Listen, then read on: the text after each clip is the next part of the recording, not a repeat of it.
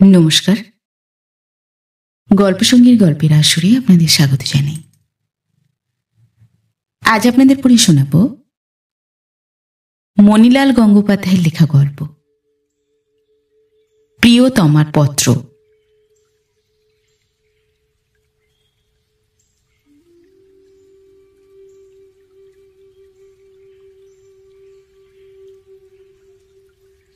বিনোদের আজ 11 বছর বিয়ে হয়েছে, কিন্তু তার স্ত্রীর সঙ্গে তার প্রণয় এখনো এতটা টাটকা আছে যে সেটা তার বন্ধুদের মনে অসীম বিস্ময়ের উদ্রেক করে। বন্ধু বেচারাদের প্রথম প্রণয়ের রঙিন নেশা কবে যে কেটে গেছে তা মনেই পড়ে না। এমনকি তার স্মৃতিটুকু পর্যন্ত মনের গহ্বর থেকে হাঁটকে বার করতে হয়। কিন্তু স্ত্রীর প্রসঙ্গ মাত্রেই বিনোদের চোখে মুখে এখনো যেরকম তৃপ্ত আবেগের বিদ্যুৎ খেলতে থাকে, তাতে মনে হয় সে যেন এই সদ্য বিবাহিত যুবক। বিনোদের স্ত্রী অতি সাদাসিধে পাঁচপাঁচি মেয়ে। তার দ্বারা প্রাচীন গার্হস্থ্য প্রেমের মধ্যে এমনতর নূতন অসাধারণত্ব আনা কি করে সম্ভব হলো ভেবেই পাওয়া যায় না। বিনোদের দাম্পত্য প্রেমের এই অবিচলতা দেখে কোনো বন্ধু বলে, লোকটা ভাগ্যবান বটে। আবার কেউ বলে, ওটা আস্ত গাড়ল, চোখ ঢাকা বলদের মতো এই সংসার ক্ষেত্রে কেবলমাত্র নিজের স্ত্রীটিকেই প্রদক্ষিণ করে মরছে। দুনিয়াতে আর যে রমণী আছে সে তার চোখেই পড়ছে না। বিনোদের গায়ে কিন্তু এসব খোঁচা বিঁধত না। সে প্রেম ও স্বপ্নে এমনই বিভোর হয়েছিল যে স্ত্রী সম্বন্ধে কোনরূপ ঠাট্টা বিদ্রূপ তার মনোরাজ্যে আমলই পেত না। বরং এই বিদ্রূপগুলোকেই অবলম্বন করে সে তার স্ত্রীর সম্বন্ধে বেশ একটি মনোরম আলোচনার অবকাশ রচনা করে নিত। একবার সুবিধা পেলে হয়, বন্ধু মজলিসের সমস্ত তর্ক বিতর্ককে ঠেলে দিয়ে সে তার পরম প্রেয়সী স্ত্রীটিকে যেরকমই একবার বন্ধুবর্গের শ্রুতিপথের মধ্যে এনে ফেলবেই।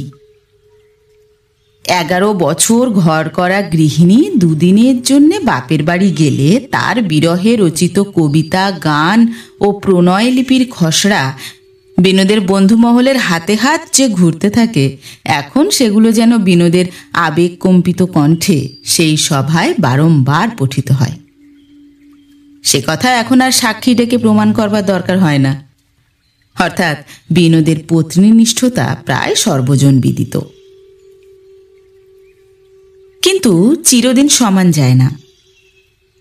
11 বৎসরের বিবাহিত জীবনের মধ্যে বিনোদের স্ত্রী 4টি সন্তানের জননী হয়ে যখন 5-এর কোঠায় পা দিলেন, তখন তার স্বাস্থ্য সম্বন্ধে এমন দুশ্চিন্তার কারণ ঘটল যে আশু বায়ু পরিবর্তন তার নিতান্ত আবশ্যক হয়ে উঠল।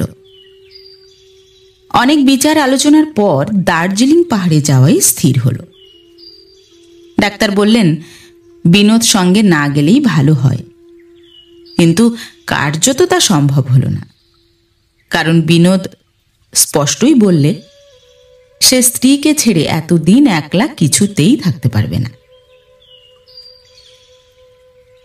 দার্জিলিংয়ে বিনোদের দিন বেশ মনের আনন্দে কাটছিল, কারণ তার স্ত্রীর শরীর দিন দিন সত্যিই সুস্থ হয়ে উঠছিল এবং তার স্বাভাবিক দেহ সৌন্দর্যের যেটুকু অংশ রুগ্নতায় ম্লান হয়ে গিয়েছিল তা ধীরে ধীরে উজ্জ্বল হয়ে উঠছিল। বিনোদ তার স্ত্রীর সেই নতুন করে লাল হয়ে ওঠা দুটি গালের দিকে চেয়ে তন্ময় হয়ে যেত। তার মনে হতো, দার্জিলিং পাহাড়ের সূর্যাস্তের অপরূপ শোভা বেশি সুন্দর, না স্ত্রীর ওই টুকটুকে গাল দুটি বেশি সুন্দর। স্ত্রীকে এই অপরূপ সৌন্দর্য দান করার জন্য বিনোদ ওই পাহাড়টার উপর আন্তরিক কৃতজ্ঞ হয়ে উঠল। সে মনে মনে কখনো তাকে প্রণাম করত, কখনো আশীর্বাদ করত, এবং তার অসীম উদারতা নিয়ে গোটা কত কবিতাও সে লিখে ফেলেছিল। কবির এই কবিতার জবাব হিমালয় কোন ছন্দে দিয়েছিলেন এখন তারই তল্লাশ করা যাক। একদিন সকালে বিনোদ চা খাওয়া শেষ করে দেশে চিঠি লিখতে বসেছে। এমন সময় ছোট্ট ভুটিয়া চাকরটা তার হাতে একখানা চিঠি দিয়ে ছুটে পালালো। বিনোদ চিঠিখানা খুলে পড়ল। প্রথমেই লেখা, প্রিয়তম। প্রিয়তম? বিনোদ তাড়াতাড়ি খামখানা উল্টে দেখলে ঠিকানায় তারই নাম লেখা আছে, শ্রী বিনোদ বিহারী বসু, কুসুমিকা হাউস, দার্জিলিং। এ তো তারই চিঠি, কিন্তু প্রিয়তম? প্রিয়তম কে লিখলে? নিচে নাম সইয়ের জায়গায় লেখা আছে, ইতি অপরিচিতা। অপরিচিতা? এতক্ষণে বিনোদের চিঠিখানা পড়াই হয়নি। ওই প্রিয়তম সম্ভাষণেই তার মাথাটা একেবারে ঘুলিয়ে গিয়েছিল। তার কারণ কোনো নবপ্রিয়তমা লাভের সম্ভাবনা নয়, তার কারণ তার দৃঢ় বিশ্বাস ওই গোপন মধুর সম্ভাষণটির অধিকার একমাত্র দেবতা সাক্ষী করে বিয়ে করা স্ত্রীর আছে। কোনো রমণী পরপুরুষকে যে ওই সম্ভাষণ করতে পারে, এ তার ধারণাতীত, স্বপ্নাতীত। বিনোদ চিঠিখানা আগাগোড়া পড়লে। প্রিয়তম, লজ্জার মাথা খাইয়া নারীর মনের গোপন কথা পুরুষের নিকট স্পষ্ট ভাষায় প্রকাশ করিতেছি, ক্ষমা করিবেন। আমি আপনার অনুরাগিনী। আমার এই উচ্ছ্বসিত অনুরাগ আপনার নিকট কোনো পার্থিব প্রতিদান দাবি করবার সাহস করে না, কেবলমাত্র নিজেকে আপনার সমক্ষে প্রকাশ করিয়া সার্থক হইতে চায়। আপনার চক্ষে আমি সুন্দরী বলিয়া প্রতিভাত হইব কিনা জানি না, কিন্তু আমি কুৎসিত নহি। অতএব আজ সন্ধ্যার সময় বারচিহিলের উত্তর দিকে যে একটি নিভৃত কুঞ্জ আছে, সেইখানে আমার সহিত নির্জনে একটিবার দেখা করিয়া আলাপ করিলে আপনার সময়ের নিতান্ত অপব্যয় বা মনের বিশেষ বিরক্তির কারণ ঘটিবে না, এবং আমিও ধন্য হইব। ইতি আপনার অপরিচিতা। বিনোদ চিঠিখানা পড়েই হো হো করে হেসে উঠল। এ নিশ্চয়ই ঠাট্টা। এ তার ছোট শালী কমলের কাজ। কমল তার দিদির সঙ্গে দার্জিলিং বেড়াতে এসেছিল, এই কীর্তি তারই। কিন্তু শ্বশুর বাড়ির হাসি তামাশার পালা সে তো অনেকদিন চুকে গেছে। এখন তো সে বুড়ো জামাই, এখন তাকে নিয়ে কি আবার নতুন করে রসিকতা আরম্ভ হলো? বিনোদ ভাবলে চিঠিখানা হাতে করে কমল রানীর কাছে গিয়ে এখনই তার এই ছেলে মানুষই তামাশাটা ভেঙে দিয়ে আসে। কিন্তু কিন্তু এই যদি কমলের কীর্তি না হয়, সত্যিই যদি অপর কোনো মেয়ে লিখে থাকে, তাহলে তার এই একান্ত গোপন কথাটা এমন নির্দয়ভাবে পরের কাছে ফাঁস করে দেওয়া কি ঠিক হবে? না না, সে হতে পারে না। তবে কি করবে সে? অনেকক্ষণ চিন্তা করে কিছু ঠিক করতে না পেরে বিনোদ মনে মনে বলে উঠল, দূর হোক গে ছাই, আমার এত ভাবনা কিসের? যেই চিঠি লিখুক না, আমার তাতে আসে যায় কি? আমি তো এই চিঠি পেয়েই ছুটে যাচ্ছি না কোথাকার কে এক অপরিচিতার সঙ্গে আলাপ করতে। তবে আমার এত মাথা ব্যথা কেন? মেয়ে মানুষ অবুঝ, না বুঝে সে হয়তো একটা অন্যায় কাজ করে ফেলেছে, তাই বলে পুরুষ মানুষ হয়ে তার সেই অন্যায়কে সে প্রশ্রয় দেবে? এত বড় পাষণ্ড সে! ছি! আর কি করেই বা পর স্ত্রীর কাছে সে যাবে? সে যে বিবাহিত, মন প্রাণ দিয়ে যে স্ত্রীকে সে ভালোবাসে। কিন্তু এ মেয়েটির কি বিয়ে হয়েছে? সে কি স্বামীকে তবে ভালোবাসে না? না এ কুমারী, বুঝিবা বিধবা? লজ্জার মাথা না হয় খেয়েছে, কিন্তু ভয়ও কি নেই? কোন সাহসে পরপুরুষকে এই কলঙ্কের চিঠি সে লিখলে? ও, বোঝা গেছে কেমন মেয়ে সে। ছি ছি, ভ্রষ্টা মেয়ের কথা মনে আনলেও পাপ হয়। বিনোদ এই অসৎ চরিত্র মেয়েটার কথা মন থেকে একবারে ঝেড়ে ফেলে দিয়ে একখানা ইংরেজি উপন্যাস নিয়ে পড়তে বসল। কিন্তু বেশিক্ষণ সে বই ভালো লাগলো না। সে তখন খবরের কাগজ নিয়ে বসল, তাতেও মন লাগলো না। তখন তার বড় ছেলেকে ডেকে তার পড়ার বই খুলে তাকে পড়াতে বসল, খুব মনোযোগ দিয়ে। ছেলের পড়ায় খুব ঝোঁক দেখা গেল বটে, কিন্তু বাপের দিক থেকে তার খুবই অভাব বোধ হতে লাগলো। বিনোদ বেশ স্পষ্ট বুঝতে পারল মনের ভেতর থেকে সবকিছু ঠেলে ফেলে ওই চিঠির মধ্যেকার মেয়ের কথাটাই কেবল জেগে জেগে উঠছে। সে যতই চেষ্টা করুক কিছুতেই যেন তাকে আটকানো যাচ্ছে না। তা না যাক, তাতে হয়েছে কি? সে তো আর সন্ধেবেলায় ওই অপরিচিতার কুঞ্জে প্রেমালাপ করতে যাচ্ছে না। তবে তার জন্য এত ভাবনা কেন? না হয় ওই মেয়েটার কথা একটু মনে মনে ভাবলেই তাতে এমন কি অপরাধ হবে? ছেলের পাঠ্যপুস্তকখানা মুড়ে রেখে পকেট থেকে চিঠিখানা বার করে বিনোদ আর একবার সেটা আগাগোড়া পড়লে। মনে মনে হেসে বলে উঠল, হায় রে অপরিচিতা নারী, তুমি ভেবেছ তোমার ওই কোমল কণ্ঠের মধুর আহ্বানে আমি তোমার পায়ের তলায় গিয়ে লুটিয়ে পড়ব?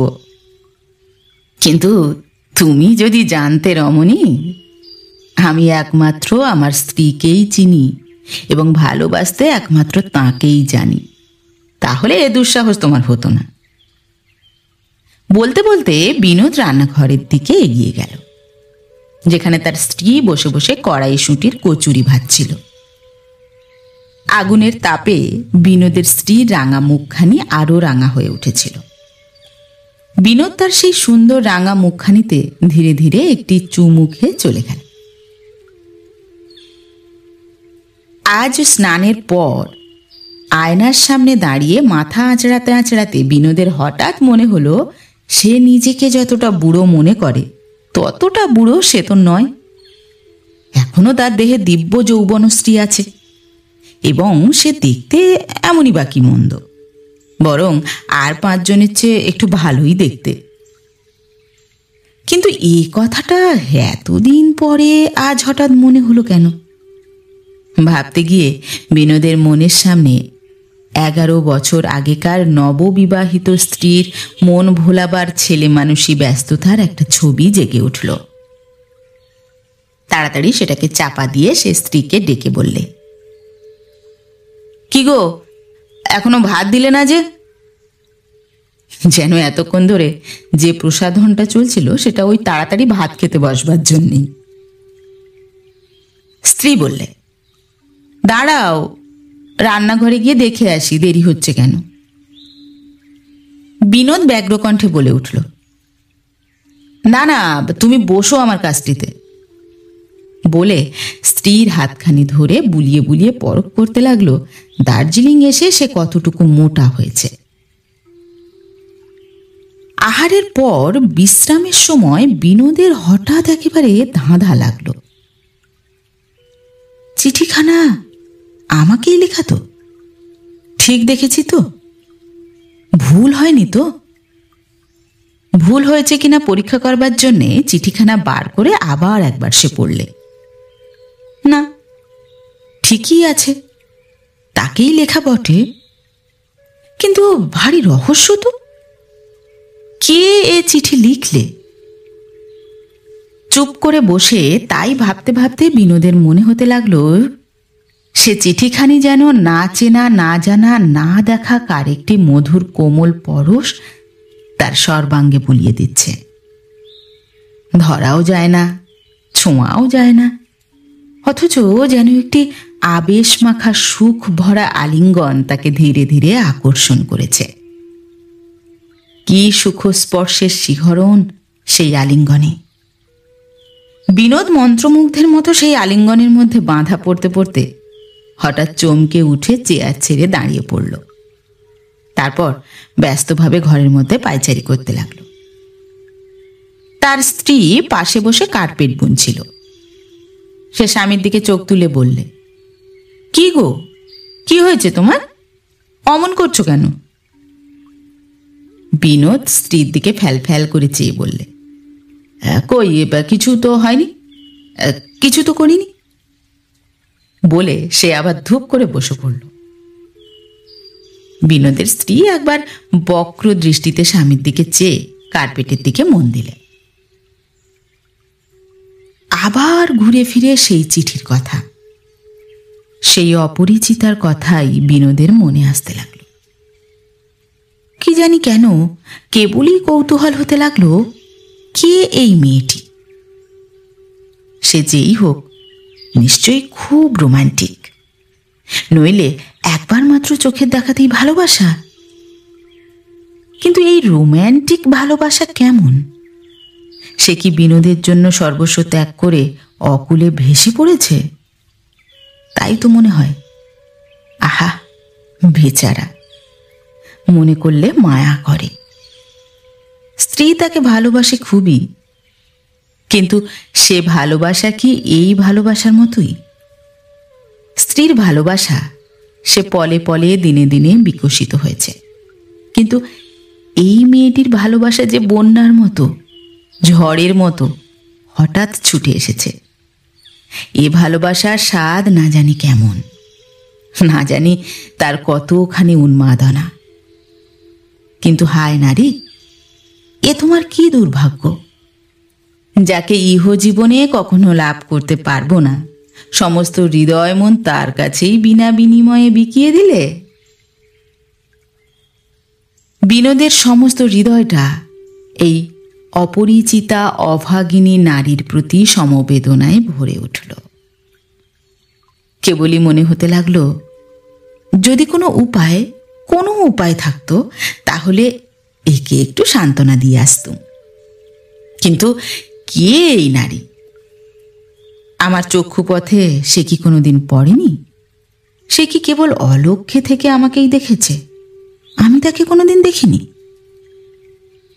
ভাবতে ভাবতে বিনোদ দার্জিলিংয়ে এসে পথের মাঝে এদিকে ওদিকে যেখানে যত মেয়ের মুখ দেখেছে একে একে মনে করতে লাগলো।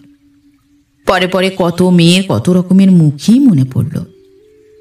বিনোদ তার মধ্যে থেকে বাঁচতে বাঁচতে ভাবতে লাগলো, এর মধ্যে কোন মেয়েটি হবে কে জানে। চিঠিতে লেখা আছে, আমি কুৎসিত নই। নিশ্চয়ই তাহলে সে সুন্দরী, হয়তোবা অপরূপ সুন্দরী। কেমনতর সুন্দরী সে হতে পারে, কল্পনায় তারই একটি চিত্র আঁকতে আঁকতে বিনোদের হঠাৎ মনে পড়ল একটি মেয়েকে। তাকে যেন অনেকবার সে দেখেছে দার্জিলিংয়ের নানা পথে, এখানে ওখানে। এমনই উজ্জ্বল মূর্তি যে চোখ এড়ায় না। আর কি সপ্রতিভ! বাঙালি মেয়ের মতো ভেঙে পড়া নুয়ে পড়া মোটেই নয়। হ্যাঁ, এই মেয়েটি তো সেদিন চৌরাস্তার কাছে বরাবর বিনোদের দিকে ফিরে ফিরে তাকাচ্ছিল। পরনে লাল রেশমি শাড়ি, হাতেও লাল রঙের একটি ছোট্ট ছাতা। সকালবেলাকার স্নিগ্ধ রৌদ্রের আভায় এই মেয়েটি কি হবে? নইলে বারবার সে বিনোদের দিকে অমন করে তাকাচ্ছিল কেন? হয়তো বা হবে। বিনোদ ইজি চেয়ারে এলিয়ে পড়ে চোখ বুজে এই লাল শাড়ি পরা লাল ছাতা হাতে মেয়েটির মূর্তি ভাবতে লাগলো। মনে হতে লাগলো, মেয়েটি বাস্তবিকই সুন্দর, অপরূপ সুন্দরী। বিশেষ তার সেই উজ্জ্বল ছলছল চোখ দুটি। সেই চোখ দুটি যেন কত কালের কত স্বপ্ন ভরা গানের সুরে টলটল করছে। ওই চোখ যেন সব ভুলিয়ে দেয়। বিনোদ অবাক হয়ে গেল। তার সেই চোখ দুটিকে অত খুঁটিয়ে সে কখন দেখলে? সে তো মাত্র একবার কি দুবার পলকের তরে তার দিকে চেয়েছিল, তার মধ্যেই এতখানি দেখা হয়ে গেল কেমন করে? বিনোদ নিমিলিত নেত্রে সেই ছলছল উজ্জ্বল চোখ দুটিকে মনে মনে দেখতে লাগলো। যতই দেখতে লাগলো ততই যেন কেমন একটা তন্ময়তা আসতে লাগলো। সেই তন্ময়তার আবেশে মনে হতে লাগলো, ওই দুটি সুন্দর চোখের তুলনায় তার স্ত্রীর চোখ নিতান্তই নিষ্প্রভ। সে চোখ খুবই টানা টানা, বড় বড় বটে, এবং দেখতেও বেশ ভালো লাগে। কিন্তু চোখের ভেতরকার যে সঞ্জীবনী প্রভা হৃদয়ে পুলক স্পন্দন, আবেশ শিহরণ জাগিয়ে তোলে, এই চোখে সেই প্রভাটুকুরই যেন অভাব। যে চোখের প্রশংসা এতদিন সে শত মুখে করেছে, মনে হয়েছে যার মধ্যে একটা অত্যন্ত উন্মাদনা আছে, আজ বোধ হতে লাগলো ওই লাল শাড়ি পরা মেয়েটির সেই উজ্জ্বল ছলছল চোখের কাছে তার স্ত্রীর সেই ড্যাবডেবে চোখ একেবারে মরা চোখ। না আছে তার স্ত্রী, না আছে তার শক্তি। আর অমন চোখ যার নেই, রূপ থেকেও সমস্ত রূপই তার ব্যর্থ। বিনোদের চোখের সামনে তার রূপসী স্ত্রীর সমস্ত রূপ একে একে ঝরে পড়তে লাগলো। মনে হতে লাগলো সে অত্যন্তই সাধারণ। কি বা তার রূপ, কি বা তার স্ত্রী,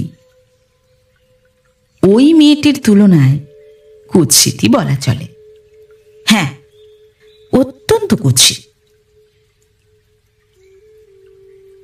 বিনোদ ধর্মড় করে চেয়ার ছেড়ে উঠে দাঁড়ালো। পাশে বসে তার স্ত্রী তখনও এক মনে কার্পেট বুনছিল। তার দিকে চেয়ে চেয়ে বিনোদের বোধ হতে লাগলো এতদিন সে যেন একটা মিথ্যা রূপের ফাঁকি দিয়ে তাকে ঠকিয়ে এসেছে। হায়, সে কাকে পূজা করে এসেছে? কোথায় সেই রূপ যার পদতলে এতদিন সে হৃদয়ের প্রেম পুষ্পাঞ্জলি উজাড় করে ঢেলে দিয়ে এসেছে? এই তো জীর্ণ শীর্ণ কঙ্কাল মূর্তি। এর উপর অনবদ্য রূপের সেই মনোমোহিনী আবরণী কই? ইচ্ছে হতে লাগলো স্ত্রীর হাত দুটো ধরে সজোরে একটা ঝাঁকানি দিয়ে জিজ্ঞাসা করে, কই গো রূপসী, তোমার রূপ কই, যা দিয়ে আমায় এতদিন ভুলিয়েছ? একটা চাপা রাগে বিনোদের সমস্ত হৃদয়টা কাঁপতে লাগলো। সে ছুটে ঘর থেকে বেরিয়ে গেল। বিনোদ সারা দুপুরবেলাটা স্ত্রীর কাছে আর এলো না। আর যেন কিছুতেই তাকে ভালো লাগছিল না, সহ্য হচ্ছিল না। মনটা যেন কোথায় একটা অস্পষ্ট কল্পনা লোকের উদ্দেশ্যে উধাও হয়ে ঘুরছিল। যেন কত নূতনতর অনুভূতি হৃদয়ের তন্ত্রীতে ঝংকার দিয়ে দিয়ে চলে যাচ্ছিল। পৃথিবীর কত নূতন শোভা, কত নূতন আনন্দ কে যেন এতদিন আড়াল করে ঢেকে রেখেছিল। আজকের একটা ঝড়ে সেই পর্দা যেন সরে গেছে। এখন সেই শোভা, সেই আনন্দ উপভোগের আহ্বান এসেছে। আর সেই আহ্বান লিপি পাঠিয়েছে সেই লাল রঙের শাড়ি পরা মেয়েটি। বিনোদ কৌচের উপর শুয়ে পড়ে ভাবতে ভাবতে তন্দ্রাচ্ছন্ন হয়ে পড়ছিল।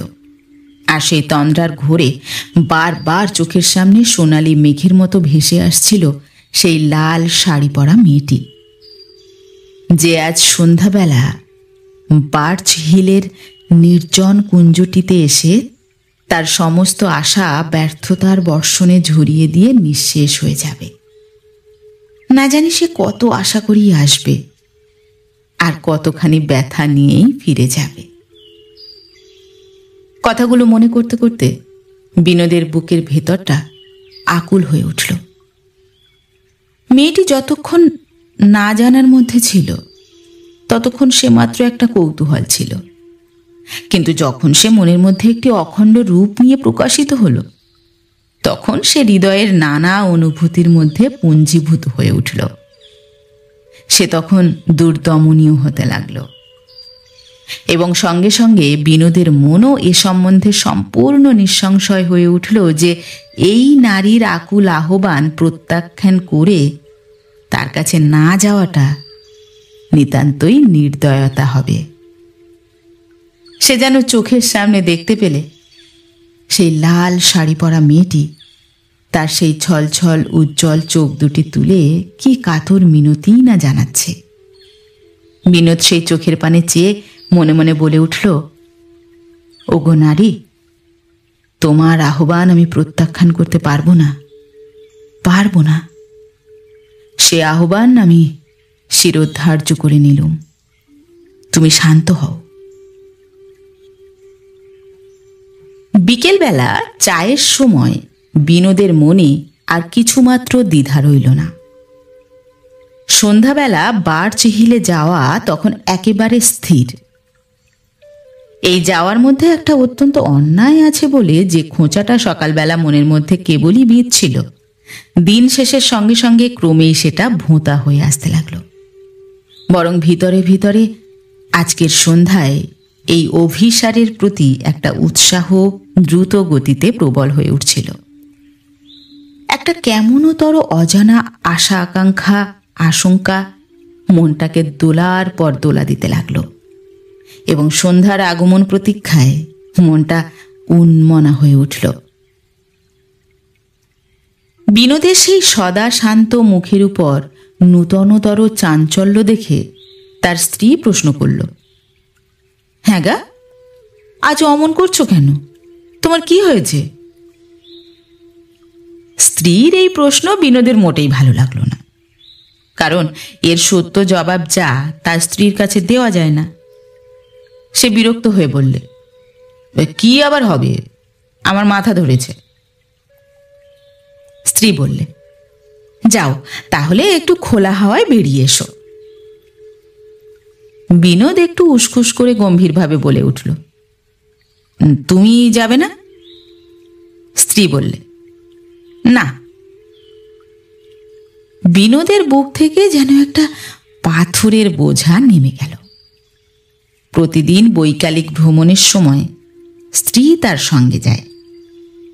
আজকে সেই ভাড়াটা কি করে কাটবে এই নিয়ে এতক্ষণ সে একটা প্রচণ্ড অস্বস্তি অনুভব করছিল। অন্যদিন স্ত্রী সঙ্গে যেতে না চাইলে সে অভিমান করত, কত স্তুতি মিনতি জানাতো, কিন্তু আজকে মনে হলো এ যেন মুক্তি।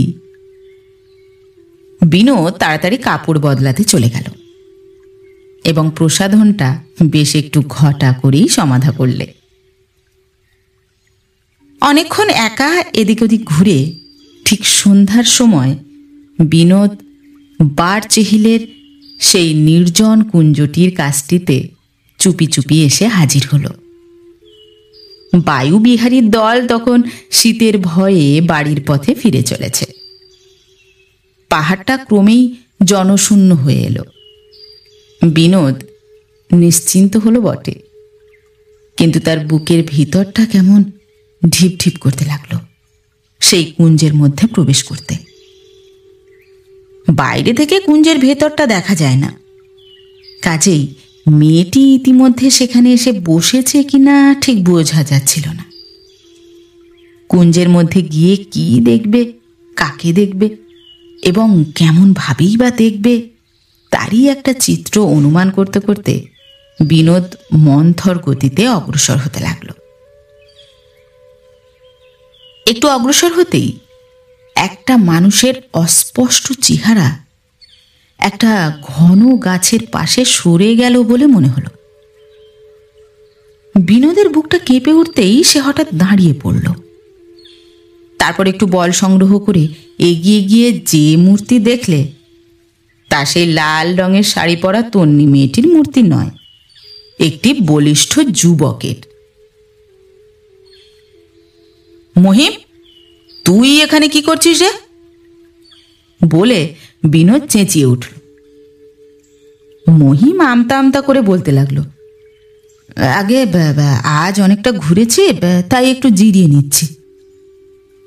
বিনোদ ক্রুদ্ধস্বরে বলে উঠল, যা, এখানে আর জিরুতে হবে না, এখন বাড়ি যা। মহিম ধীরে ধীরে কুঞ্জ থেকে বেরিয়ে গেল। মহিম বিনোদের মেজ ভাই, বিএ পাশ করে দাদার সঙ্গে দার্জিলিং বেড়াতে এসেছে, এখনো বিবাহ হয়নি। বিনোদ বেঞ্চির উপর একা চুপটি করে বসে নানা কথা ভাবতে লাগলো। মেয়েটির তখনও দেখা নেই। যতই দেরি হতে লাগলো মহিমের উপর তার ততই রাগ হতে লাগলো, কারণ মেয়েটি নিশ্চয়ই ইতিমধ্যে কুঞ্জের ভেতর এসেই মহিমকে দেখে ফিরে গেছে। মহিম রাস্কেলটা কি আর জিরোবার জায়গা পেলে না? একটা তীব্র হতাশার অবসাদে বিনোদের মন যেন ভেঙে পড়তে লাগলো।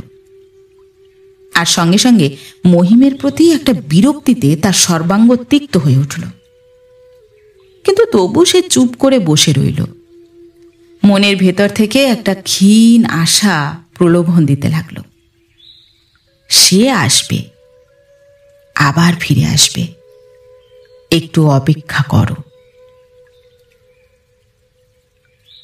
বিনোদ অধীর অপেক্ষায় অনেকক্ষণ বসে রইল, তবু সে এলো না। তখন বিনোদের মনে হলো নিশ্চয়ই সে এসে ফিরে গেছে, আর হয়তো আসবে না। মনের অধীরতায় অস্থির হয়ে বিনোদ বেঞ্চি ছেড়ে উঠে দাঁড়ালো। তারপর একটু একটু করে অগ্রসর হতে হতে একেবারে কুঞ্জের বাইরে চলে গেল।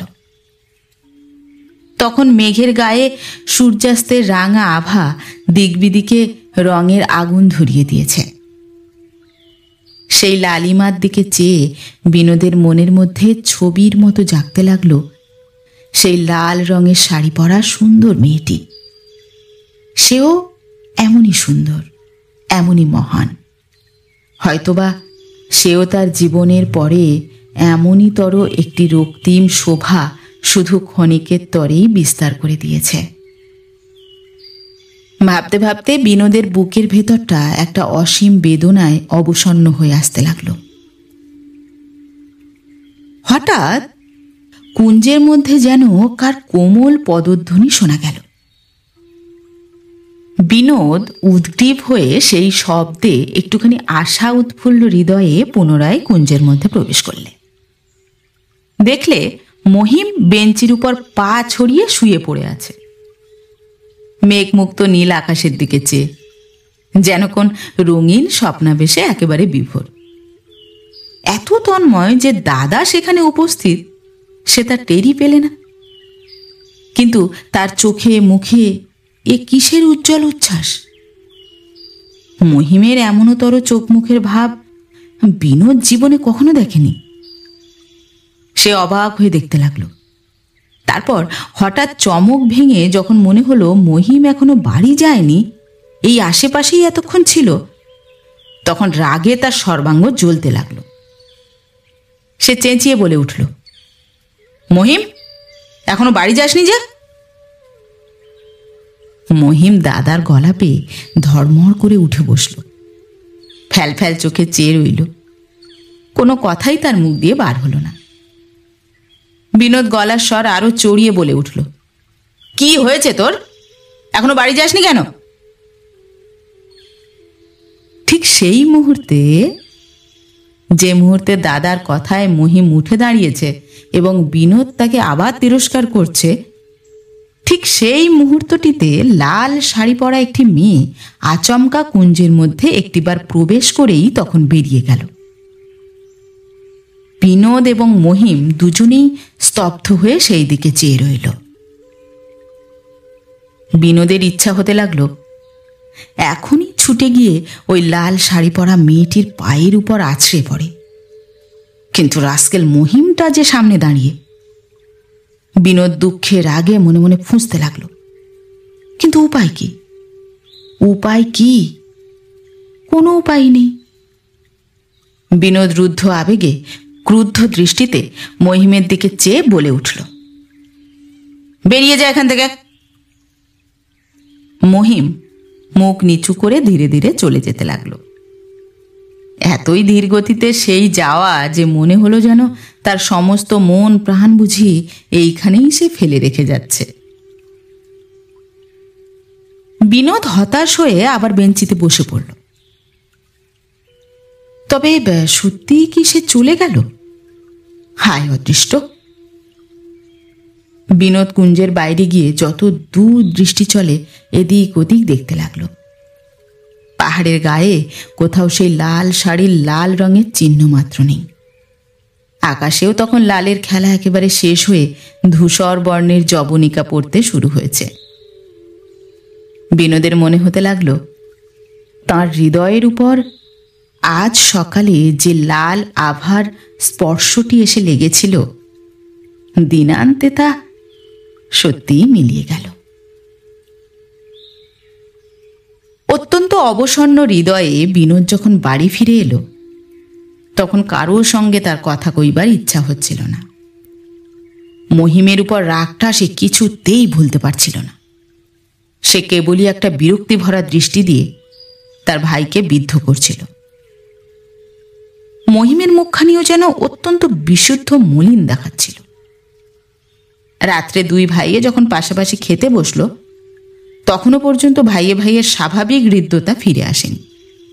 একটা অস্বাভাবিক আবহাওয়া সৃষ্টি করে তারা সেই ঘরটাকে যেন ঘোলাটে করে তুলছিল। কেবল বিনোদের স্ত্রী তার মুখের একটি কৌতুক ভরা চপলতা দিয়ে সেই ভারী গুমোটটাকে যেন তরল করে আনছিল। সে দুই ভাইয়ের মুখের দিকে চেয়ে মিটিমিটি হাসছিল। বিনোদের মেজাজ ভালো ছিল না। হঠাৎ স্ত্রীর মুখে সেই হাসির দিকে দৃষ্টি পড়াতে তার সর্বাঙ্গ রিরি করে উঠল। সে মুখভঙ্গি করে বলে উঠল, অমন পাগলের মতো হাসছো কেন?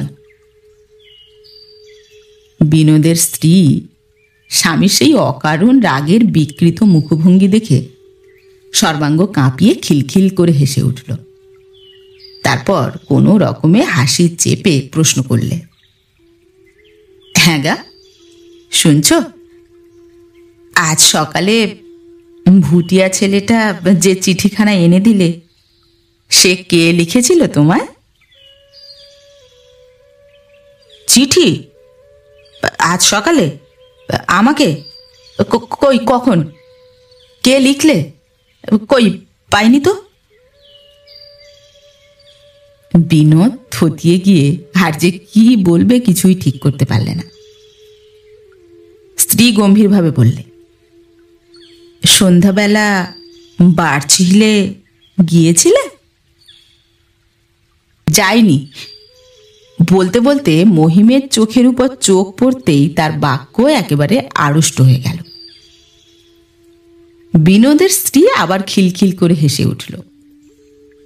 বিনোদ থতমত খেয়ে বোকার মতো এদিক ওদিক তাকাতে লাগলো। স্ত্রী বললে, আর লুকোচ্ছ কেন? আমি সব জানি। বিনোদ গলার স্বরটা পরিষ্কার করে নিয়ে বললে, কি জানো? সে মিথ্যে, যা শুনেছ সব মিথ্যে, তোমায় মিথ্যে করে লাগিয়েছে। বলে বক্র দৃষ্টিতে সে একবার মহিমের দিকে চেয়ে নিলে। মহিম একেবারে হতভম্বের মতো হয়ে তার বৌদির দিকে তাকিয়ে রইল। বিনোদের স্ত্রী বললে, মিথ্যে নয় গো, মিথ্যে নয়। কেমন করে জানলে তুমি মিথ্যে নয়? কারণ সে চিঠি যে আমারই হাতের রচনা। শুনেই পাশাপাশি দুই ভাই একসঙ্গে চমকে উঠল। বিনোদ খানিকটা সজোরে মাথা নেড়ে ক্রুদ্ধ স্বরে চেঁচিয়ে উঠল, হ্যাঁ, তোমার লেখা? জানো, এরকম ঠাট্টা অত্যন্ত অন্যায়, অত্যন্ত বিশ্রী, অত্যন্ত অভদ্র। বলতে বলতে খাবার ছেড়ে সে উঠে দাঁড়ালো। বিনোদের স্ত্রী ছুটে গিয়ে তার হাত ধরে বললে, পায়ে পড়ি, তুমি রাগ করো না, খেতে বসো। আমি ঠাট্টা করিনি। ওই পাশের বাড়ির বউয়েরা আজ সন্ধ্যাবেলা এখানে বেড়াতে আসতে চাইলে, বললে বাড়িতে পুরুষ থাকলে ওরা আসবে না। আমি বাড়ি থাকলে তুমি তো নড়তে চাইবে না কিছুতেই, তাই বুদ্ধি করে ওই চিঠি দিয়েছিলুম। তোমাকে একখানা, ঠাকুরপোকে একখানা, দুজনেই যাতে আজ সন্ধ্যাবেলা বেরিয়ে যাও। বিনোদ বললে, তুমি কি মনে করেছ তোমার ওই চিঠি পেয়েই আমি ছুটে বেরিয়ে গিয়েছিলুম? আজ বিকেলে যদি মাথাটা না ধরতো আর তার জন্যে মেজাজটা যদি খিটখিটে না হতো, তাহলে আমি কখনোই আজ তোমায় ছেড়ে একলা বেড়াতে যেতুম না, যতই এমন চিঠি আসুক। বিনোদের স্ত্রী একটুখানি হাসি চেপে বললে, তা কি আর আমি জানি না? ইতিমধ্যে মহিম ঘর থেকে অন্তর্হিত হয়ে গেছে। বিনোদ তার স্ত্রীর হাত দুটি ধরে গদগদ কণ্ঠে বললে, ছি, তুমি কি মনে করলে বলো দেখিনি? আমি বুঝি? বিনোদের স্ত্রী বাধা দিয়ে বললে। তাতে কি হয়েছে? সত্যিই তো কোনো অপরিচিতা তোমায় ডাকেনি, তবে তাতে দোষের কি হয়েছে? বিনোদের বুক থেকে যেন একটা বোঝা নেমে গেল। সত্যিই তো কোনো মেয়ে তাকে আহ্বান করেনি। সে আহ্বানবাণী মায়া, সে মিথ্যা, সে স্বপ্ন। সে স্বপ্নের সন্ধানে যে যাওয়া, সেও তো মিথ্যা। বিনোদের স্ত্রী স্বামীর পাশটিতে বসে অতি কোমল সুরে বললে, বলো, তুমি রাগ করনি? আমার যদি দোষ হয়ে থাকে ক্ষমা করো। বিনোদ তাড়াতাড়ি তার স্ত্রীকে বুকে টেনে নিয়ে বলে উঠল, দোষ তো তোমার হয়নি, ভ্রম হয়েছে আমার। আমার বোঝা উচিত ছিল এ চিঠি তুমি ছাড়া আমায় কে লিখবে। বলে স্ত্রীর মুখে সে একটি চুমু খেলে। ঠিক এমনই সময় পাশের ঘরে মহিম আজকের সকালে পাওয়া অপরিচিতার চিঠিখানা ফার্নের বাহারি পাতা এবং পাহাড়ি ফুলের রঙিন সজ্জার ভেতর থেকে বার করে টুকরো টুকরো করে ছিঁড়ে ফেলছিল।